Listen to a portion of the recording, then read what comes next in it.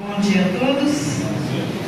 Em primeiro lugar, é uma grande alegria sempre ter a oportunidade de realizar uma palestra, porque é uma questão que é um momento grato, porque eu tenho a oportunidade de estudar, de aprender muito sobre essa doutrina e de compartilhar com vocês parte dessas minhas pesquisas. Então, a primeira questão é essa, Judas Iscariotes. E normalmente quando falamos em Judas Iscariotes, sempre associamos Judas à ideia de traição. E como se manifesta essa traição? Bom, já começa a circunstância da minha palestra, porque a expectativa era por Heloísa Pires, e eu, como Judas Iscariotes, venho aqui e aproveito do público que seria da Heloísa. Uma jogada de marketing sensacional. É brincadeira, por favor, não me levem a mal.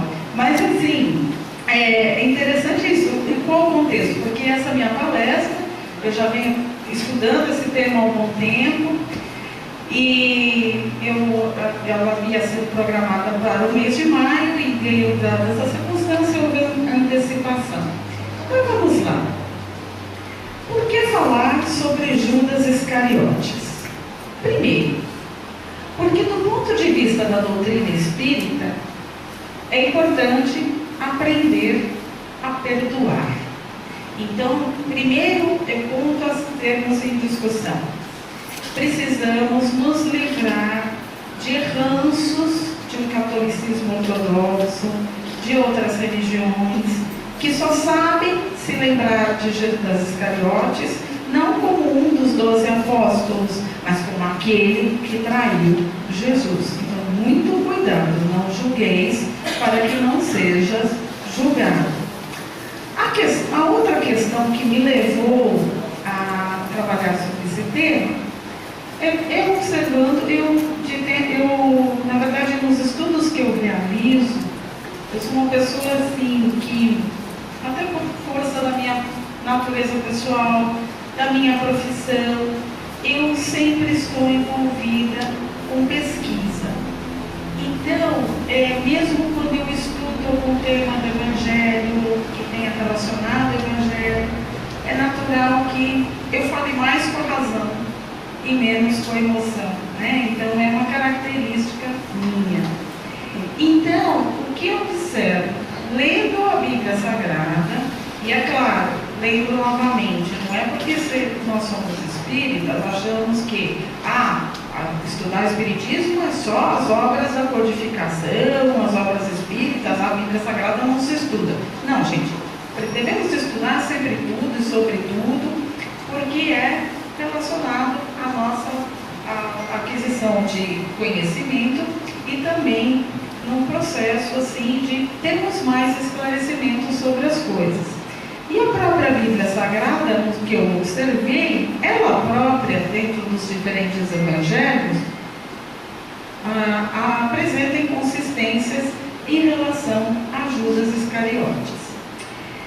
E também o que ajuda muito é que nas obras psicografadas por Chico Xavier, Boa Nova e Crônicas de Além Túmulo, que são obras, são manifestações do espírito de Humberto de Campos, apresentam Judas Iscariotes não na posição de alguém que quisesse deliberadamente trair Jesus. Então, o que eu vou apresentar aqui é um Judas numa visão diferente, como normalmente ele é referido, tá? Tanto pelas religiões cristãs, de uma forma geral, e eu diria também parte dentro do Espiritismo que se esquece dessa questão. Então, qual é a proposta de reflexão? Primeiro, fazer uma apresentação, dizer quem foi Judas Iscariotes, né? E quais referências sobre ele que estão apresentadas nos evangelhos canônicos. O que são os evangelhos canônicos? São os evangelhos reconhecidos pela Igreja e os quais constam da Bíblia Sagrada. Também há uma polêmica, né? Isso fatalmente eu não vou me aprofundar no assunto, porque só esse assunto daria uma palestra inteira, que há uma uma polêmica envolvendo o Evangelho de Judas, que foi um evangelho encontrado nos manuscritos do Mar Morto, foi o último evangelho a ser encontrado no século II, e ele é considerado um evangelho apócrifo. O que é o evangelho apócrifo? Foram evangelhos que não foram reconhecidos pela igreja. Eu já dei uma palestra sobre Maria de Magdala, Maria Madalena, também teve o evangelho de Maria Madalena, e esse também não foi reconhecido pela igreja. Tem o evangelho de Tiago e tal. E por que eles não foram reconhecidos? Alegam, meu Deus, eu não sei se você dizer assim, ninguém, eles não foram reconhecidos porque eles apresentam muito questões místicas, associam que eles foram escritos muito tempo depois da morte de Cristo, mistura de grupos que associavam muito, grupos populares, que às vezes misturavam lendas e leituras assim controversas, né, das personalidades do Evangelho, mas eles são importantes conhecer. Por quê? Porque por meio desses evangelhos é possível entender assim o lado da interpretação social, né, em relação a esse contexto daqueles que foram as pessoas mais próximas a Jesus em sua passagem pela terra. E a outra questão que vai ser apresentada aqui é Judas nos livros Boa Nova, né, e a Crônica de Além do Túmulo, como eu disse, que são manifestações do Espírito de Humberto de Campos, e foram psicografados por Francisco Cândido Xavier, porque essas obras apresentam Judas numa outra interpretação. E finalizo a palestra mostrando um ponto importante. Também está isso nas Crônicas de Além do Túmulo, né? Que é a menção à reencarnação de Judas, a última reencarnação de Judas, como Joana d'Arc, que teve um papel importantíssimo do ponto de vista espiritual, do ponto de vista da sua participação na Guerra dos 100 Anos na França, né? Então isso que é a proposta para a palestra de hoje. Então, como ponto de vista de inspiração, eu peguei duas citações, uma delas está em Romanos, capítulo 2, versículo 2, e a outra do Espírito da Verdade, que está no Evangelho segundo o Espiritismo. Então vamos lá. E não sede conformados com este mundo, mas sede transformados pela renovação do vosso entendimento, para que experimenteis qual seja a boa, agradável e perfeita vontade de Deus. Então, o que essa passagem do Romanos alerta? Que não fiquemos na zona de conforto. Aquilo que eu acho que eu sei, eu me contento com isso e me recuso a ver outras versões do fato. Eu me recuso a estudar, eu me recuso a me instruir. Então ele aconselha a não fazer isso. Por quê? Porque nós melhoraremos quando renovarmos nosso entendimento, ou seja, buscarmos coisas novas, porque esse movimento do mundo, essa dinâmica, para que nós nos melhoremos e nos aperfeiçoaremos em todo instante. E no Evangelho segundo o Espiritismo, né, tem a seguinte frase que eu diria que ela objetivamente e sinteticamente esclarece o que foi dito em Romanos capítulo 12, versículo 2. Espíritas, amai-vos, eis o primeiro mandamento. Instruí-vos, eis o segundo. Sou uma pessoa repleta de defeitos, né? Eu reconheço isso, mas eu diria que uma das coisas do Evangelho que sempre me faz persistir, e sempre naquele momento em que eu sinto que de alguma forma a minha fé fica abalada, eu me lembro disso. Espíritas, amai-vos, eis o primeiro mandamento. Instruí-vos, eis o segundo. Então eu sempre estou atrás disso, para justamente buscar, né, uma forma melhorada de mim mesmo. Nem sempre consigo. Então vamos começar. Judas Iscariotes. Então vamos entender o nome Iscariotes. A polêmica já começa pela origem do nome. Primeiro, há diferentes explicações. Uma é a questão da etimologia, a formação do nome Iscariotes a partir do hebraico. Então, numa delas, que em hebraico seria Iscariot, seria alguém natural ou procedente de Queriote, uma das aldeias que compunha a Judéia. Então, Judas Iscariotes seria como dizer Judas, aquele de Iscariotes, vindo de Queriotes. A segunda seria assim, que a etimologia seria Ishsicari, que seria uma referência ao fato de Judas Iscariotes ter pertencido ao grupo dos sicários.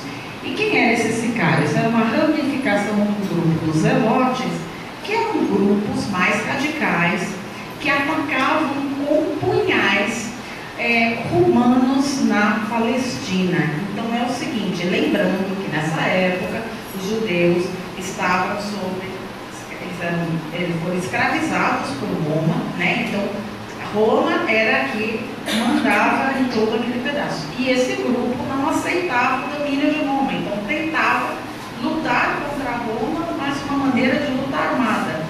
E Ishsicari quer dizer o homem com um punhal, porque justamente a forma de ataque que eles realizavam era com punhais. Eu estou mais inclinada na Rússia a ter a primeira definição, como sendo Judas de Queriote, assim como na palestra anterior que eu dei, Maria Magdala, né? Maria de Magdala, que ficou como Maria Madalena, como Maria procedente da cidade de Magdala. Então, uma coisa que eu observei, que há diferenças na maneira de se referir a Judas nos evangelhos de Mateus, Marcos, Lucas e João. Então vamos lá. Judas Iscariotes, ele é um dos 12 apóstolos de Jesus. Uma coisa importante para mencionarmos sobre os apóstolos de Jesus. Jesus, quando escolheu esses apóstolos, no conjunto deles, cada um, e até nos trabalhos de evangelização, né, da adesão ao grupo, nos ensinamentos, cada um deles tinha uma função e uma competência específica, né? Então, eles, dentro do trabalho de Jesus, cada um deles tinha um talento, né? E esse talento, é claro, era benéfico, essas diferenças vinham a agregar, né, para o trabalho, a grande missão que Jesus se propôs, né, ao vir à Terra. Então, uma delas é o seguinte, por exemplo, Pedro era um grande pescador, então, pensando na habilidade de obter alimento, lembrando que lá atrás, né, pensando da época lá do nascimento de Cristo, né, há 2016 anos, a configuração do mundo era muito diferente de hoje. Então, realmente, aqui mas pescador, mas esse aqui, no caso de Judas, ele só fica lá com um saquinho de dinheiro. Lembrando, gente, a organização da sociedade era outra, o modo de sobrevivência era outro, e os grandes talentos eram proporcionais ao seu tempo. Então, no caso de Judas, era alguém, o que se menciona, não há muito detalhamento nesses evangelhos sobre a figura de Judas Iscariotes, mas uma das menções que é entendida qual era o papel de Judas junto aos apóstolos, era ele que sempre guardava dinheiro. E para que ele ser dinheiro? Então ele tinha uma função administrativa, que era justamente para as obras assistenciais, para as viagens que Jesus e os apóstolos faziam na região para pregar a palavra de Deus, né? Então, digamos, vamos entender o seguinte: Jesus é o exemplo de amor extremo e total desapego aos bens terrenos, mas Jesus também entendia que era imprescindível a boa administração deles. Vamos pensar o seguinte: alguém que está a cargo da administração financeira, que era o que Judas tinha em mãos, recolher as doações, cuidar deles e o bom emprego desse dinheiro. Você não atribui essa função a qualquer pessoa. Você atribui essa função a quem é aquele que você vê a maior competência nessa função e a maior confiança. Então, já devemos pensar, alertar sobre quem era Judas a partir daí. Não é qualquer um que vai se ocupar do dinheiro para esses fins. Entretanto, o que está nos evangelhos da Bíblia Sagrada é assim, há um grande contraste. Por exemplo, em Mateus capítulo 10, versículo 2 a 4, em Marcos capítulo 3, versículo 16 a 19, e no Evangelho de Lucas capítulo 6, versículo 13 a 16, são apresentados os 12 apóstolos, cada um deles dizendo a procedência, filho de quem era e o que fazia, e o Judas Iscariotes é sempre apresentado por último e é apresentado daquela seguinte forma: e Judas Iscariotes, aquele que viria trair Jesus. Aquele que traiu Jesus. É o único que é referido não pelo que ele era, mas pelo ato que ele iria cometer depois. O que chama atenção nisso? Vamos entender uma coisa de uma vez por todas. Lembrando que o Kardec também falou no Evangelho segundo o Espiritismo, né? Que a fé, ela não deve ser cega, ela deve ser raciocinada.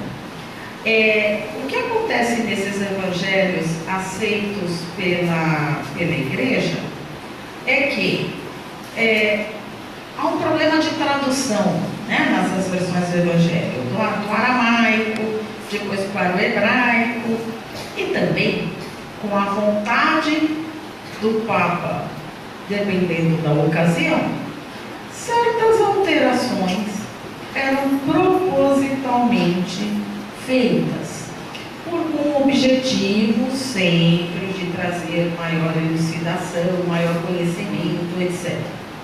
Então, o que eu observei e nos estudos de umas entrevistas de alguns teólogos famosos, eles disseram o seguinte, que nessa parte que fala Judas Iscariotes, aquele que traiu Jesus ou aquele que viria trair Jesus, na verdade foi uma inserção, ou seja, foi colocado de propósito essa frase para justamente lembrar do maior erro cometido por Judas na visão deles, né? Então, lembrando o seguinte, é claro, todas as religiões passam por transformações, a Igreja Católica também passou por grandes transformações, hoje ela está muito melhor, todas as outras religiões eu diria, do que em tempos passados, porque em tempos passados a sociedade era mais radical, mais intolerante, e o problema não está na religião, mas nos homens que vão divulgar essas religiões.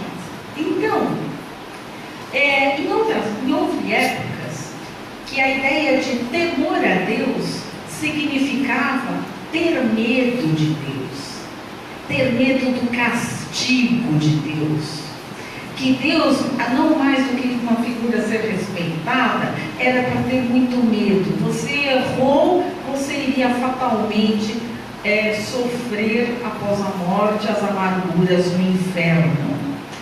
Então a ideia de culpa, de medo, reforçar o erro, era muito reforçada em tempos remotos.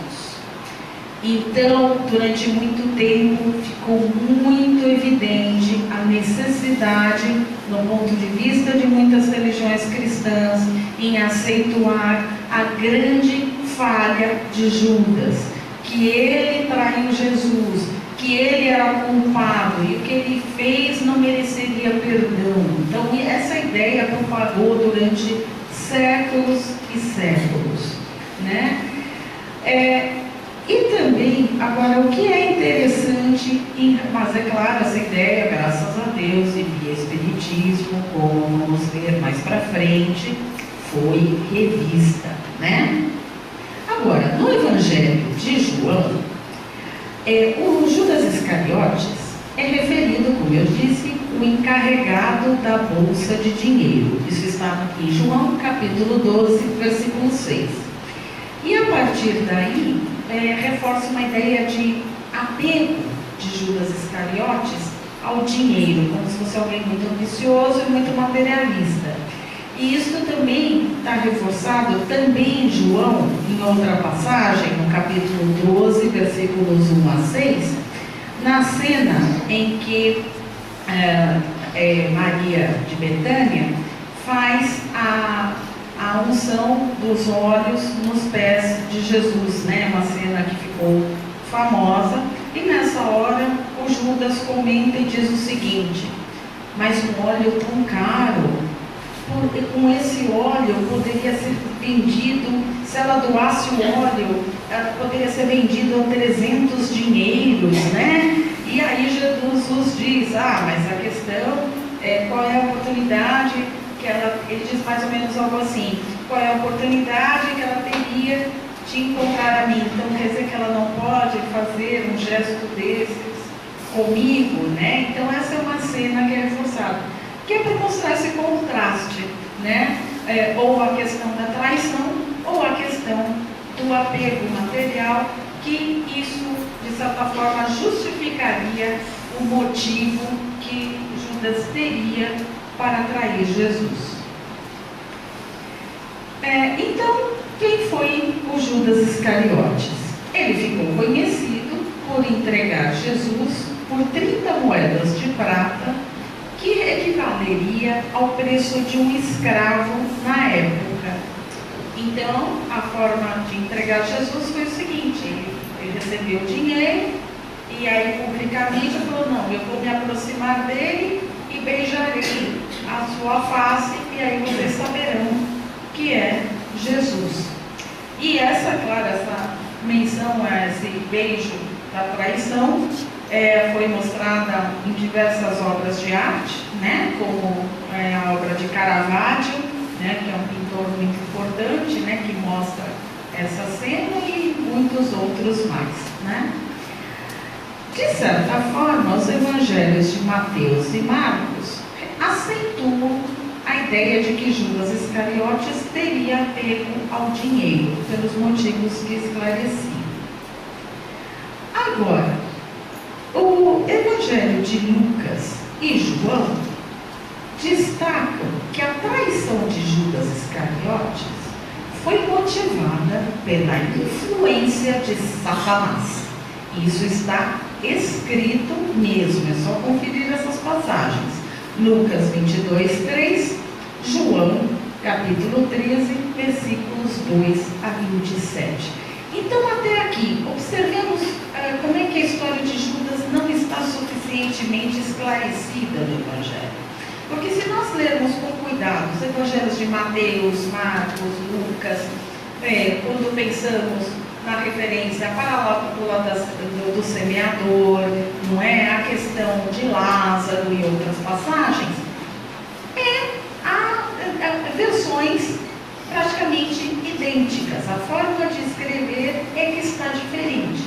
Mas em relação a Judas, não. Há essas variações. Então é isso que nos leva a pensar.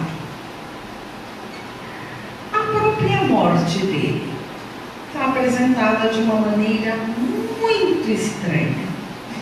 Porque em Mateus, no capítulo 27, versículos 3 a 8, o Judas, tendo se arrependido, procura devolver o dinheiro aos sacerdotes e depois ele comete suicídio pelo enforcamento.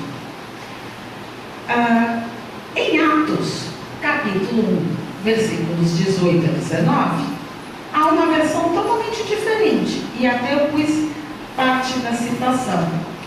Ele precipitou-se de cabeça para baixo, arrebentou pelo meio, e todas as suas entranhas se derramaram em um local chamado Campo de Sangue. Então já são versões muito diferentes. Eu diria que a segunda, em termos de impacto, é muito maior. Porque na primeira é simplificado. Ele foi lá, foi na água e se enforcou. Acabou. Aqui não. Aqui parece assim um cidade alerta da morte de Judas, né? Vai lá, filma em câmera lenta, ele caindo, né? É os Jogos Mortais, né? Ele se arrebenta ao meio, né? Todo aquele sangue, né? Então dá se a ideia é causar medo, né? Essa daí parece uma morte muito mais dolorida, né?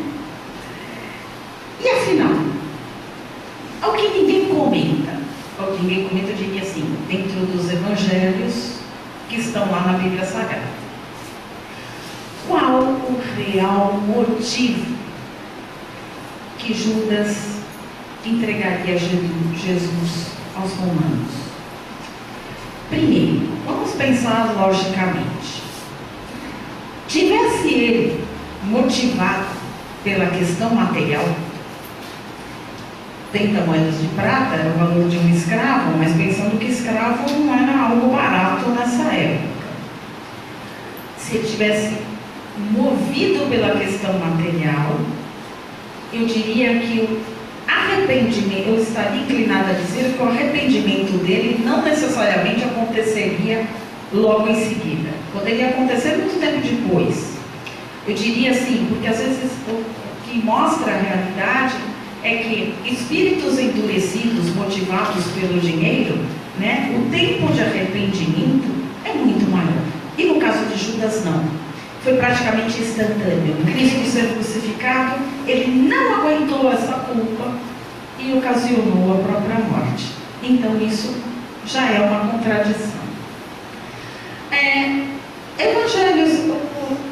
Nos evangelhos apócrifos, aqueles lá que não foram reconhecidos pela igreja, e o que veremos na obra Boa Nova e Crônicas de Além do Túmulo, há uma versão diferente sobre essa possibilidade, essa morte, por que Judas efetivamente traiu Jesus, né? Só contextualizando. Nas Crônicas de Além do Túmulo, que é do espírito de Humberto de Campos, é uma obra muito interessante, porque ele praticamente tem a oportunidade de fazer uma entrevista com Judas Iscariotes.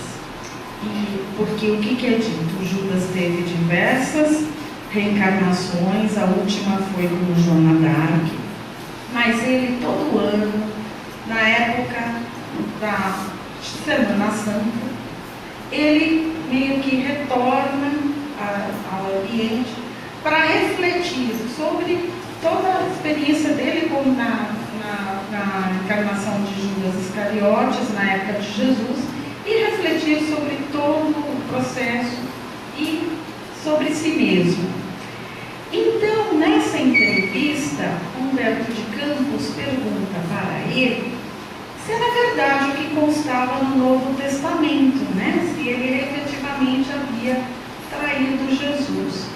Eu tenho a citação inteira da passagem, vou ler junto para vocês, mas a ideia predominante é essa, que ele, na verdade, na época de Jesus, Judas ele tinha um certo incômodo com um lado tão amoroso, paciente, caridoso e indulgente de Jesus, e no sentido da transformação pelo amor.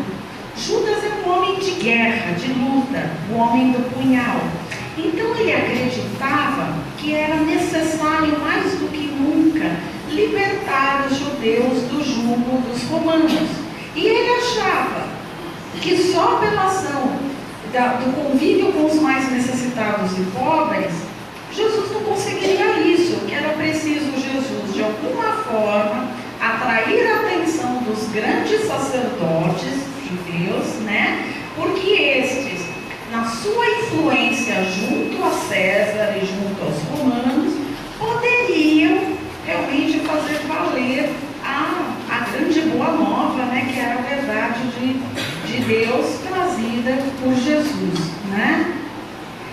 Então, numa cena na Boa Nova, há um diálogo de Judas com Tiago, antes de Jesus ser crucificado, e ele expressa justamente isso. Não, mas seria importante, quem sabe se eu for até lá e falar com os sacerdotes, eu tenho uma certa influência política, eu consiga dar mais força ao movimento evangelizador de Jesus. E o Tiago fala, não faça isso, Jesus é o mestre, ele sabe o que faz, então reforça essa ideia.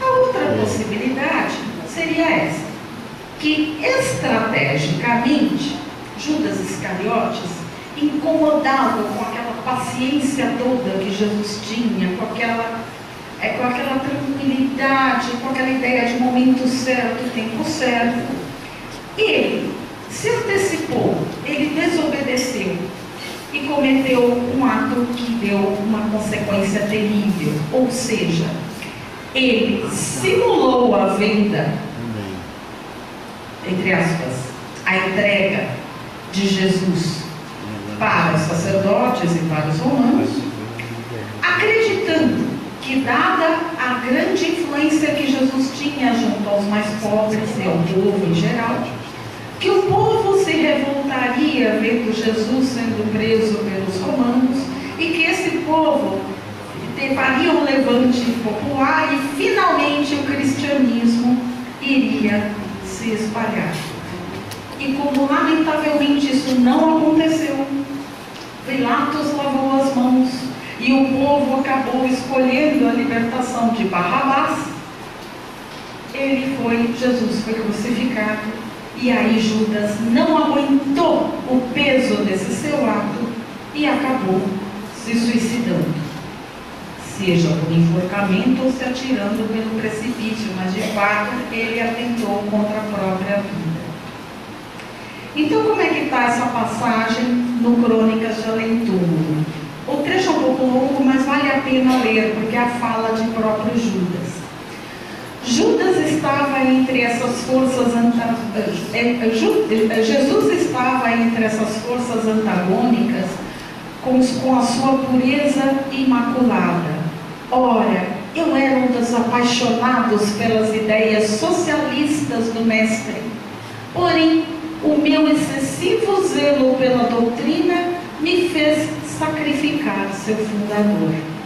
Acima dos corações, eu vi a política, a única arma com a qual poderia triunfar, e Jesus não obteria nenhuma vitória.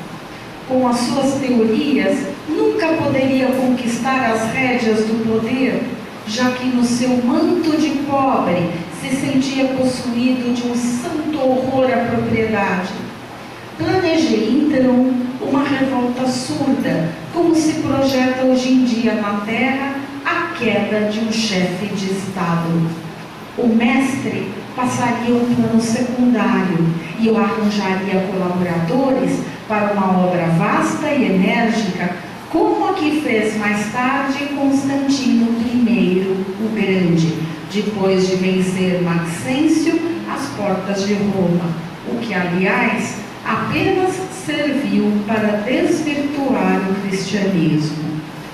Entregando, pois, o mestre a Caifás, não julguei que as coisas atingissem um fim tão lamentável, e ralado de remorsos, presumi que o suicídio era a única maneira de me redimir aos seus olhos. Então isso é importante nós pensarmos. Não dá para julgar o senso comum. Traiu porque queria trair. Levou o grande mestre à morte porque simplesmente no fundo o odiava. Não. Há coisas mais profundas para refletirmos.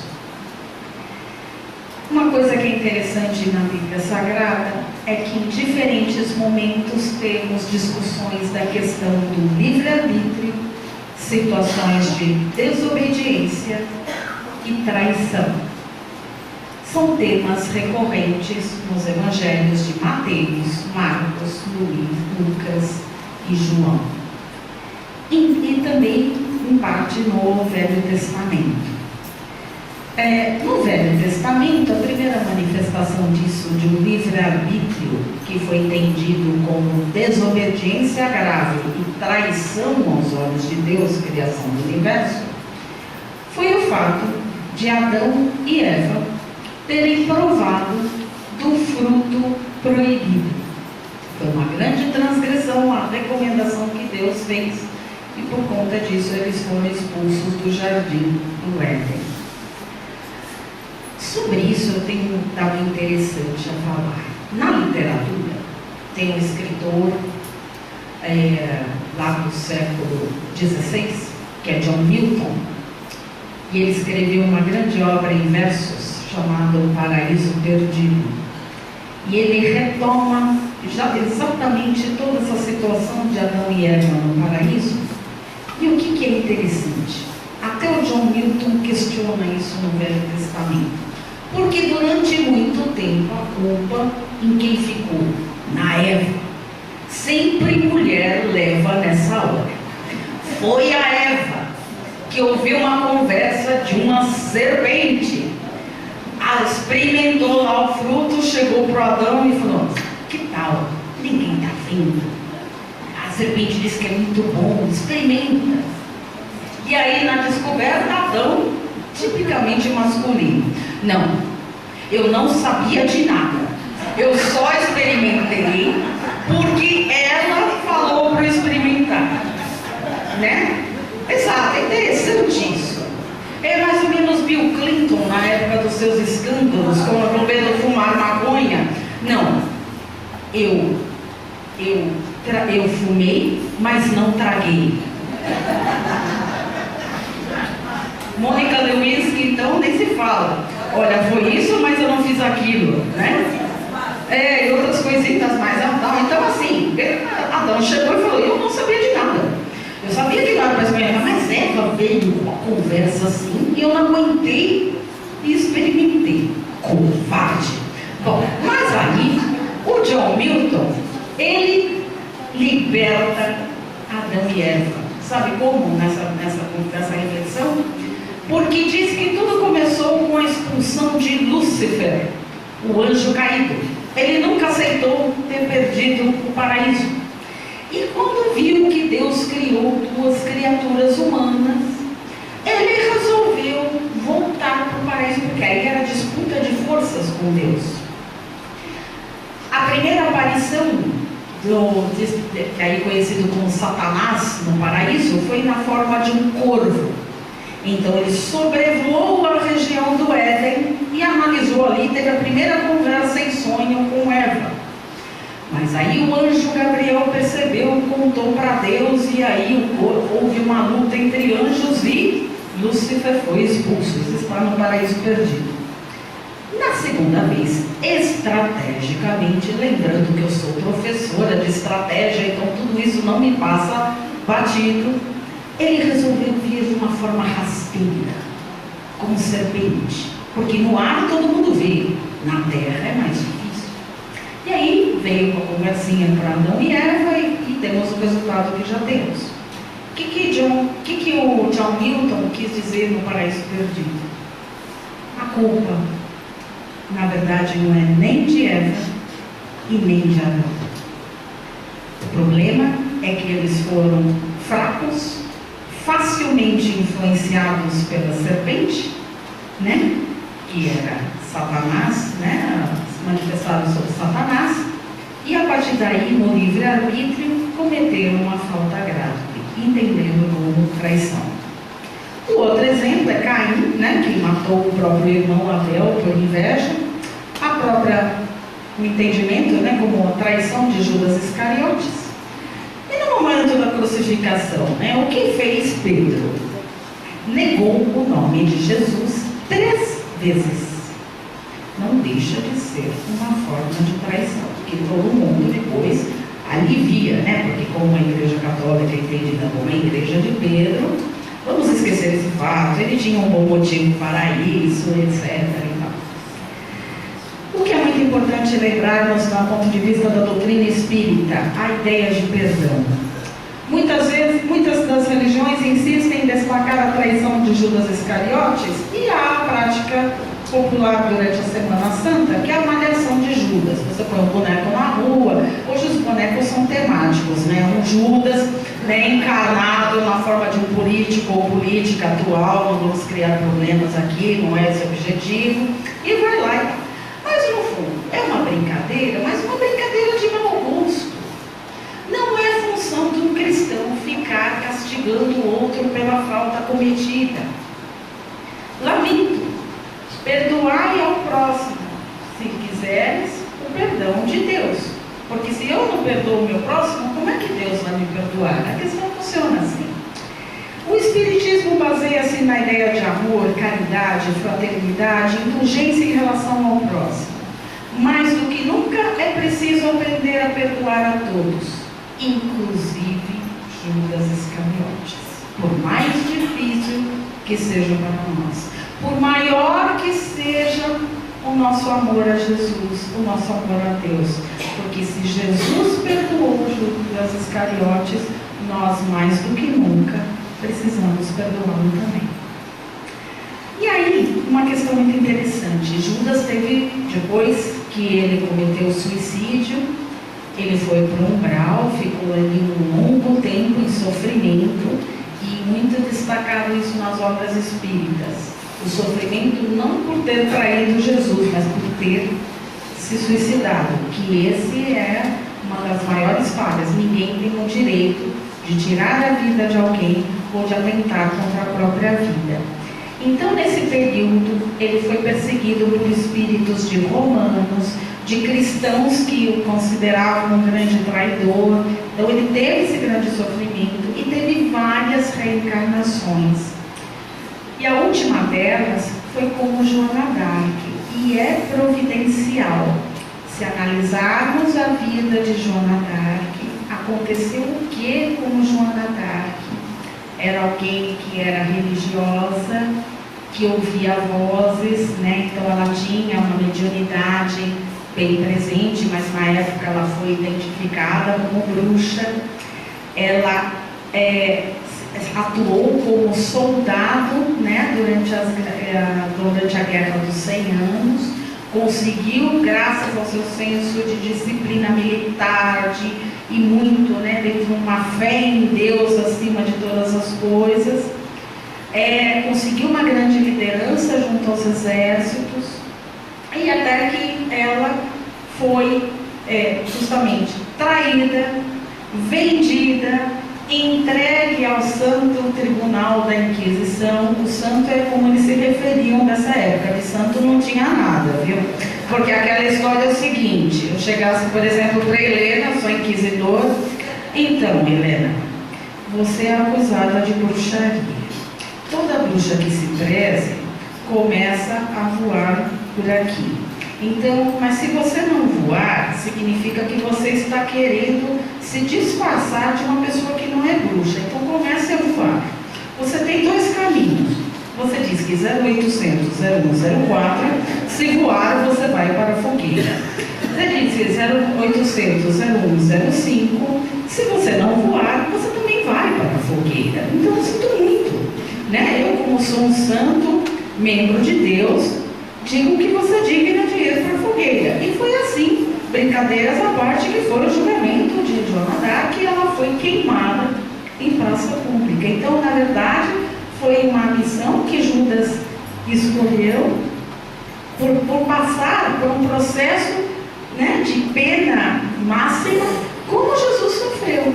E a partir daí ele se libertou, porque ele saiu daquela zona do remorso, da culpa, que é isso que atrasa muito o espírito, sabe? Você tem que, não adianta ficar remoendo, você tem que mudar as suas ações.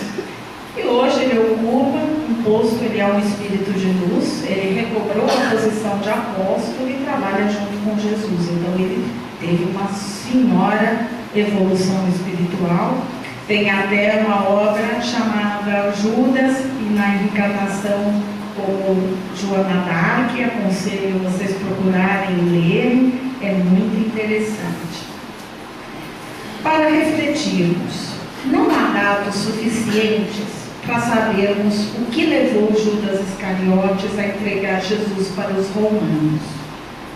Pode ter sido uma estratégia política que resultou de maneira trágica e daí ele ter se sentido culpado e optado pelo suicídio. Também pode ter sido um ato de ambição, mas ao constatar a injustiça de Jesus pela crucificação, não aguentou o remorso e se suicidou. Essa resposta efetivamente não temos indícios, tá? Porque mesmo na psicografia do espírito de Humberto de Campos, sempre vai alguém questionar, dizer, e quem não me garante que ele é um escritor, crônicas de além-túmulo, ele não está escrevendo sobre a leitura que ele teve de Jesus e trouxe isso. Então sempre há uma polêmica quanto a isso. Mas mais do que nunca é bom destacarmos a importância do perdão. Pelo que consta na Boa Nova e Crônicas de Além-túmulo, Judas Iscariotes, ele teve evolução espiritual, reconheceu suas faltas, arrependeu-se e ele se libertou das amarras da culpa e do ressentimento. Então, novamente, se Jesus perdoou Judas, não há por que os espíritas só se lembrarem de Judas por seus erros, quando deveriam aprender a olhar o próximo sem o peso do julgamento. O que eu quero dizer é o seguinte: quantas vezes fazemos maledicência? Quantas vezes desejamos o mal para alguém? Quantas vezes dizemos bem feito? Quantas vezes vemos um inocente sendo julgado por algo que um crime que não cometeu e não fazemos nada para ajudá-los? Todos nós temos algo de Judas dentro de nós, então somos os primeiros que não podemos julgar o próximo. E aqui, antes de terminar, eu recebi por uma ferramenta chamada WhatsApp uma mensagem que é da Federação Espírita do Brasil, a FEB, que é uma nota que ela divulgou e eu achei muito, veio a calhar como um dos fechamentos da minha palestra, então vou pedir licença para ler.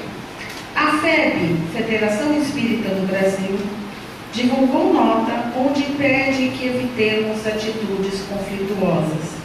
Isto porque paira, neste momento sobre a Terra, pesada energia muito semelhante àquela que antecedeu a Segunda Guerra Mundial. Devemos orar para que nossos ânimos se acalmem e encontremos paz e a serenidade necessárias. Alertai-vos, irmãos, sobre a onda negativa que paira sobre nossa pátria, propiciando a formação de clima deletério, similar ao ocorrido da Segunda Guerra Mundial, onde a luta espiritual foi maior do que a ocorrida no plano físico e que levou a humanidade a um sofrimento supremo, como todos nós conhecemos. Nos dizem os orientadores do bem que se prosseguir o clima ora instaurado entre as pessoas, um sentimento de ódio, vingança, desesperança, pessimismo, há que se contar com a possibilidade de ver iniciada uma guerra civil, levando as consequências do fratricídio que ela impõe. Porém, tendo em conta que somos filhos de Deus, Pai infinitamente bom e justo, esta falange de amor nos indica o medicamento perfeito para revertermos as consequências da terrível doença que assola o coração de nosso povo. A prece verdadeira e direta em favor de nossos desorientados políticos, bem como em favor daqueles que alimentam o ódio.